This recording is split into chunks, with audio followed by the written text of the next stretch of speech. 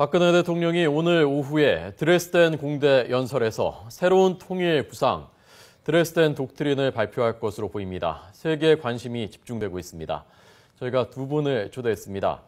1960년대 독일의 광부로 파견됐었던 권희종 한국교원대 명예교수, 그리고 통일부 정세분석팀장을 지낸 강석승 교수 나와 있습니다. 안녕하십니까? 어서 오십시오. 네, 안녕하십니까? 안녕하십니까? 제가 권 교수님께는 이렇게 인사를 드리겠습니다. 제가 권 교수님 쓰신 이 막장광부 교수가 되다 이 책을 몇 달 전에 읽었었는데요. 아이고. 여기 나온 말인데요. 글릭 아우프. 영광입니다. 글릭 아우프라는 것은 독일어로 이제 행복하게 올라와라 그런 뜻입니다. 원어 그대로 해석하면은. 예. 근데 최근에 이제 박근혜 대통령께서 독일에 독일에 가셔가지고 독일의 메르켈 총리가 굴릭파리라는 것은 그냥 뭐라고 할까 행복에 떨어지는 것 예, 원어로 하면 대박이라는 것이 예. 행복에 자연스럽게 떨어지는 걸 얘기하죠. 그래서 이제 광산 일이 너무나도 위험하니까 사실 가정이라든가 일반 사회에서 하는 인사는 뭐 우리나라처럼 안녕하십니까 뭐 잘 주무셨습니까 이런 인사인데 광산에 사는 가족과 광산에서 일하는 사람만 유일하게 쓰는 인사가 굴릭아우프. 그러니까 아무 사고가 없이 지하에서 잘 햇빛이 있는 지상으로 올라와라. 그런 의미가 되겠습니다. 예.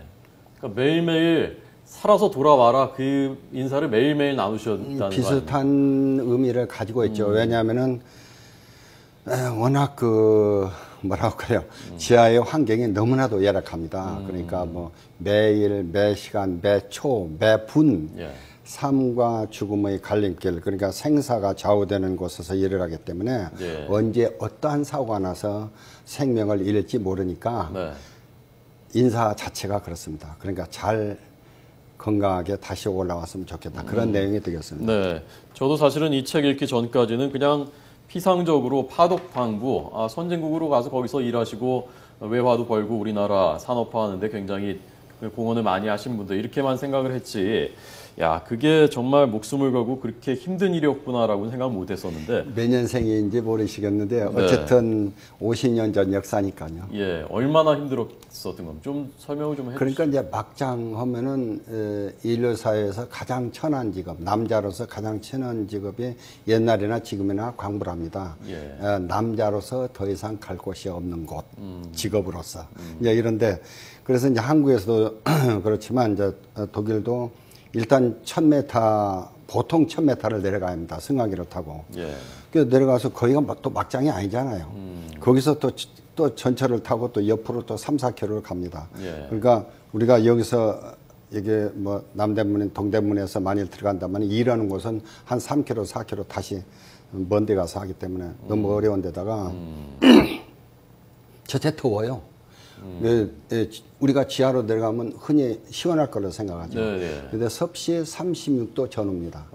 그러니까 옷을 입고 일을 할 수 없을 정도로 덥고, 그 다음에 광산의 모든 환경이 2, 3m 앞을 바라볼 수 없을 정도로 석탄가루고 돌가루가 있어서 그게 나중에 지폐증으로 연결되잖아요. 그런데다가 1000m 높이의 무게가 누르니까 위험 부담이 많잖아요.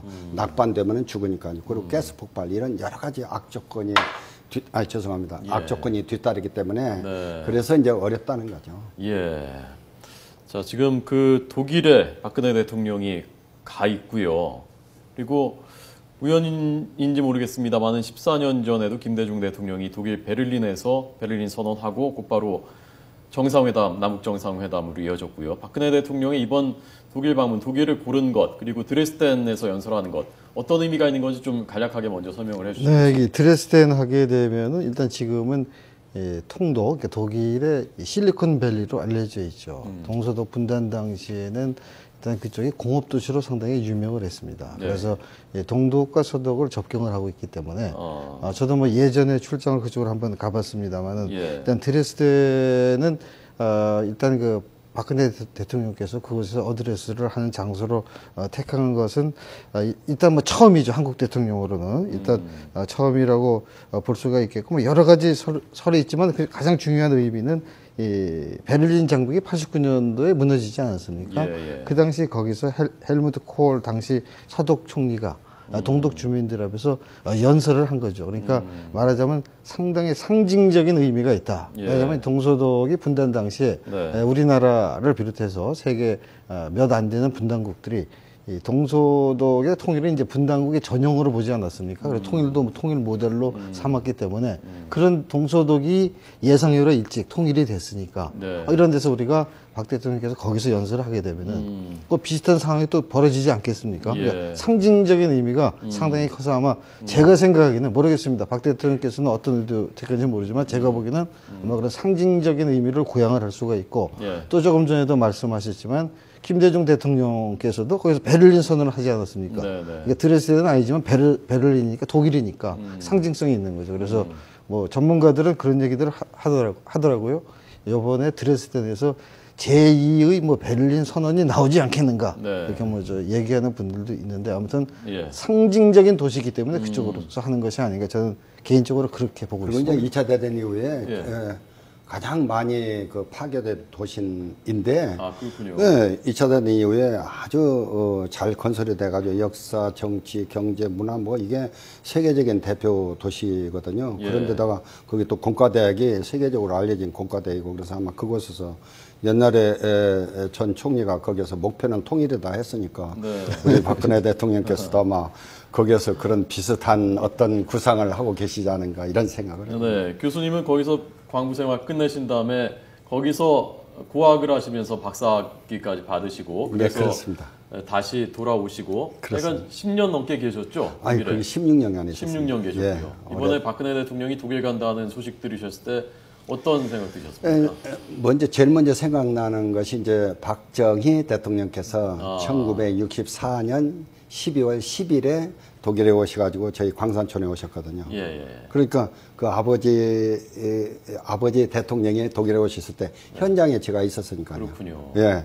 그러니까 현장에 있어서 이제 그때 뭐, 외국에서는 그냥, 아무래도 고향 생각 많이 하고 부모, 형제 생각을 많이 하게 되는데 한국에서 국가 원수가 그것도 부부가 또 영부인하고 같이 오신다니까 곧 외국에서 뭐 대통령 아니라도 한국분만 보더라도 어머니 아버지 그런 감정을 느끼는데 두 분이 오신다니까 뭐 흥분의 도가니였고 네. 그다음에 전 광산에서 다 광부들이 모일 수 없었으니까 예. 지역별로 광산에 몇 명의 인원을 배정해 가지고 거기 왔습니다. 근데 거기에 오셨을 때 이제 애국가를 부르는데 뭐 너무나도 잘 알려진 사실인데 애국가를 제대로 못 불렀잖아요. 대통령도 못 부르고 유경수 여사는 계속 울고만 계셨고 그러니까 애국가 처음에 시작만 했지 그 다음에는 뭐 전부 눈물 바다가 지금 저기 모여 있는 분 중에 한 분이 지금 권 교수님인 거죠? 물론 이제 500명에 앉아 있었으니까. 네, 저희 간호사분들도 같이 네, 있었어요. 간호사는 이제 적게 있었고 광부들이 그때 상당히 많이 있었어요. 그러니까 전체 광부들이 7,968명, 약 한 8,000명이 갔고 예. 간호사들이 12,000명 정도 갔거든요. 그래서 전체적으로 2만 명입니다. 네. 근데 이제 그 중에 한 사람이죠. 예. 64년에 12월 10일에 대통령께서 오실 때 그 광산에 오신 장면입니다. 12월 10일이군요. 자, 잠깐 한번 들어보겠습니다. 만난 것처럼 기뻐하였습니다. 아리랑 노래가 그때 다음 날 아침 박 대통령 네, 내부는 저게 벨린시에 백림에 지금 공식 가신 거거든요. 전해는데 백림 그 국정산에. 베를린이요. 물론 저는 안 갔지만 이제 대통령이 저 이어서 사진이 이제 그 동서독 장백입니다. 예. 철조망이 있고 그다음에 장백이 있고 그 장소 가셔서 이제 북한이 보인다는 이 말씀을 하셨다는 거 아니에요. 예. 우리도 이렇게 됐으면 좋겠다 아마 그런 의미를 가지고 계시겠죠. 그러니까 1964년에 아버지 대통령이 생각했던 것은 아마 지금 2014년 딸 대통령께서 많이 아마 준비를 해 가지고 가셔서 네. 통일 학습을 하지 않겠어요. 그러니까 통일 모델을 독일에서 좀 많이 배워오시겠다 그런 뜻이죠. 근데 이번에 옛날에 박정희 대통령은 돈이 없어서 이렇게 갔는데 네. 그때는 비행기가 없어서 이렇게 보통 일본까지 오는 노선을 한국까지 끌어가지고 여러 군데 뭐 도시를 거쳐서 20시간이나 걸려서 독일에 가시는데 지금 이제 GMP가 그때 당시 80불에서 지금 뭐 26,000불 이 정도 되니까 예. 또 비행기 전용기 비행기를 타고 그때는 박정희 대통령 오실 때는 태극기가 20개도 안 걸렸었는데 지금 뭐 전 세계 어디를 가시나 박근혜 우리 대한민국 대통령을 전부 다 미국 대통령, 뭐 독일 대통령 할 것 없이 그만큼 국력이 우리가 강화됐다는 거죠. 네. 그러니까 1964년과 2014년이 머릿속에 드라마처럼 이렇게 스쳐가는 거예요. 그러니까 교수님은 반세기 전에 그 현장에서도 아마 눈물을 많이 흘리셨을 거고 지금 이런 모습들 보면서도 눈시울이 뜨거우시겠군요. 아니 물론이죠. 지금 가신다는 그 소식을 들을 때부터서 너무나도 저는 막 흥분에 도가했죠. 예. 그리고 이제 그 박근혜 대통령 취임식 때 제가 이제 파독 광부 간호사 대표로 그 단상에 초청받으셨죠? 초대받아서 갔었는데 그때 효과를 부르지 못했습니다. 그러니까 그 두 세계가 64년과 2013년 작년에 두 세계가 머릿속에 막 이렇게 드라마처럼 파노라마처럼 지금 그러니까 뭐 정말 살아있는 대한민국의 역사의 증인이십니다, 문 교수님. 감사합니다. 우리 어쨌건 오늘 드레스덴 공대에서의 그 연설 독트린이 이제 머지 않았는데 몇 시간 남지 않았는데요. 어떤 내용이 과연 담길 것이냐가 제일 관심이지 않습니까? 많은 우리뿐만이 아니라 세계 각국이 주목을 하고 있습니다. 어떻게 예상을 하십니까? 네, 일단은 뭐 대통령께서 어떤 내용을 어떻게 발표를 하실지는 대통령의 마음을 헤아릴 수가 없지 않습니까? 네. 우리 같은 평민들이야 일주일에 한 번씩 하는 로또 번호도 못 맞추는 입장인데 네, 교수님은 다만 평민이 아니고요. 통일부 정세분석팀장을 다만 제가 지내셨으니까. 통일 문제, 북한 문제를 거의 예. 평생 해온 사람의 입장으로서 네, 네. 전문가적인 입장에서 한번 예측을 해본다면은 예, 예. 일단은 그 형식이 제2의 베를린 선언으로 될 것인지 아니면 뭐 모카 보도에 보면은 뭐 통일 독트린이 될 것인지 그거는 이제 그때 지켜보면 알 것이고 일단은 가장 중요한 문제가 얼마 전에 실시했던 남북 이산가족 상봉 그 눈물의 현장이 아니었습니까? 네네. 그 이산가족 상봉이 그동안에 수차례 이루어져 왔지만 이산의 아픔을 다시 더 심화시키는 효과만을 창출했을 뿐이지 그래서 이런 것을 근본적으로 해결하기 위한 이산가족 상봉의 정례화랄지 상설화랄지 그래서 예. 이산가족 문제와 관련된 것이 일단 포함되지 않을까 이렇게 조심스럽게 한번 좀 전망을 해보고 싶고요. 예, 예. 두 번째는 북한이 지금 상당히 어렵지 않습니까? 네. 주민들이 특히 그래서 주민들의 생활질을 개선시키기 위한 어떤 모종의 남북 경협 확대 그걸 하자면은 좀 섣부른 진단인지 모르겠지만 일단 우리가 천안함 폭침 사건으로 인해서 이 5.24 조치 이걸 좀 발동하고 있지 않습니까? 예, 그래서 이 포괄적인 차원에서 5.24 조치 해제 문제도 아마 포괄적인 차원에서 한번 고려를 해볼 수가 있을 것 같고요. 네. 그 다음에는 조금 전에 얘기했던 그 못 사는 북한 주민들을 위해서 우리가 한반도 신뢰 프로세스를 좀 뿌리를 내리기 위해서는 이산가족 상봉 한 번 갖고는 전혀 뿌리를 내릴 수가 없으니까 네. 이제 한반도 신뢰 프로세스가 뿌리를 좀 내릴 수 있도록 그런 기반이 되는 어떤 제안, 뭐 기발하기보다는 북한이 문제지만 일단 박 대통령 입장에서는 한반도 신뢰 프로세스를 정상적으로 가동시켜서 굳건한 뿌리를 내릴 수 있는 어떤 파격적인 제안, 예. 뭐 개연성이지만은 가능성이 높지는 않지만 그런 것들이 일단 포함되지 않을까 저는 그렇게 한번 진단을 해보고 싶습니다.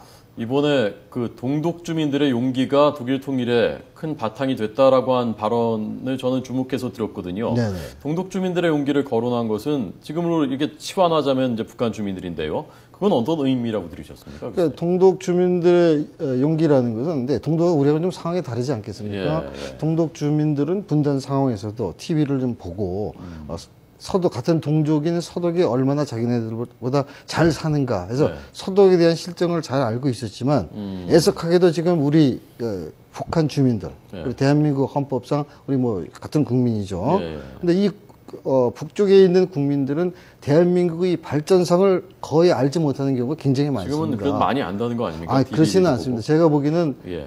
일단 그 남북 회담에 관련했던 사람, 예. 또 압록강이나 두만강 인근에 있는 중국의 친척을 둔 국경 연선 지역에 있는 주민들, 그다음에 이제 바닷가에 있는 바닷가는 왜 하냐면은 파도에 휩쓸려서 뭐 코카콜라 캔이라든가 라면 봉지라든가 이런 것들이 쓸려오지 않습니까? 이런 걸 보고 이게 한국에서 남조선에서 만들었거든요. 그래서 제가 보기에는 그렇게 많은 건 아니고 네. 한 30% 정도밖에 안 되는데 그래서 동독과 단편적으로 비교하기는 어렵지만 네. 그러니까 조금 아까 동독 주민들은 서독 시정을 잘 알고 있었지만 거의 대부분이 알고 있어요. 우리는 잘 알지 못하니까 북쪽 주민들은 그런 것들이 좀 차이가 있기 때문에 거기에 착안해서 좀 보는 게 좋을 것 같습니다. 지금 북한에서 가지고 있는 정보는 극히 제한되어 있죠. 지금 이 동서독 통일 과정과 그다음에 지금 결과 이런 프로세스가 완전히 다릅니다. 그러니까 이미 교수님께서 말씀하셨지만 지금 동서독은 뭐 분단된 이후에도 텔레비전을 전 지역에서 볼 수가 있었죠. 근데 지금 북한에서는 뭐 지금 교수님 말씀은 극히 일부고 한국에 대한 걸 저희 모르잖아요. 네. 근데 동서독은 텔레비전을 다 봤어요. 원하는 사람. 서로요, 서로. 서로가 봤죠. 그리고 신문이 넘어갔잖아요. 신문이. 예. 그리고 교류가, 인적 교류가 있었잖아요. 그러니까 나이 많으신 분들은 뭐 크리스마스를 이렇게 해서 뭐 자유스럽게 왔다 갔다 하기도 하고. 그리고 청소년 교류가 엄청나게 이루어졌거든요. 그렇군요. 청소년 교류가 엄청나게 이루어졌어요. 그래가지고 예. 자연스럽게 동독의 젊은이들이 서독을 알 수 있고, 예. 그다음에 노인들도 알 수 있고, 텔레비전도 보고, 신문도 들어가고, 편지도 서로 교류하고, 그러니까 우리 사정하고는 완전히 다른 그런 통일 분위기를 가졌다고 볼 수가 있죠. 그래서 예.